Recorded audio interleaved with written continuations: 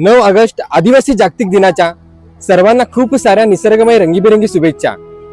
आज आपण या नॅशनल हायवे मुंबई वडोदरा या हायवे लगत असलेल्या इथे वज्रेश्वरी अकलूज येथे उतरण्याच्या ठिकाणी आद्य क्रांतीवीर राघोजी भांगरे यांच्या नावाचं स्मारक म्हणजे या चौकाला आज राघोजी भांगरे हे नाव पडण्यात आलं आणि खऱ्या अर्थाने इथनं नॅशनल हायवे हा गेलेला आहे।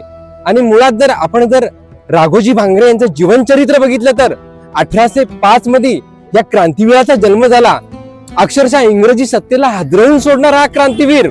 जर त्यांच्याबद्दल आपल्या परिसराचा जर इतिहास समजून घेतला तर मी तुम्हाला सांगेल की इंग्रजी गॅजेट नुसार सन 1848 रोजी इंग्रजी गॅजेट मध्ये असा उल्लेख आहे की वज्रेश्वरी प्रांतातील भिवाळी या गावामध्ये म्हणजे आजच्या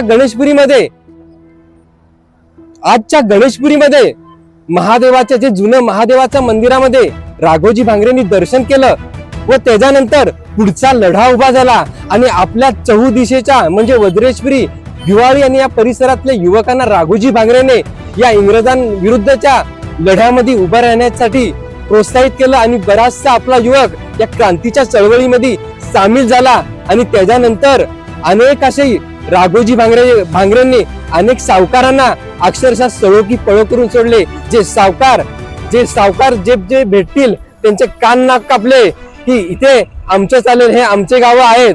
आणि अक्षरशः म्हणजे भारत देश 1947 रोजी स्वतंत्र झाला आणि देश स्वतंत्र होण्याच्या 100 वर्ष आधी म्हणजे 1847 रोजी या क्रांतीवीराने देशाच्या स्वातंत्र्यासाठी सगळ्यात मोठा लढा उभा केला। असे हे क्रांतीवीरांचा इतिहास खऱ्या अर्थाने आपल्या या वज्रेश्वरी परिसरामध्ये या क्रांतीवीरांचे चरण लागलेले आहेत। या क्रांतीची चळवळ आपल्या वज्रेश्वरी मधून या राघोजी भांगरे यांनी केलेली आहे आणि खऱ्या अर्थाने या क्रांतीवीरांना आज आपण इथे चौकाचं नाव देऊन अक्षरशः आनंदाची म्हणजे सगळ्यांना आनंद झाला चौकाला इथे। आणि सगळ्यांनी इतर समाज देखील या चौकाचं अक्षरशः सगळ्या समाजाने स्वागत केलेले, आदिवासी असू दे आणि इथल्या इतर समाजाने देखील या चौकाचं स्वागत केलेलं आहे की इथे राघोजी भांगरा चौक झालं पाहिजे।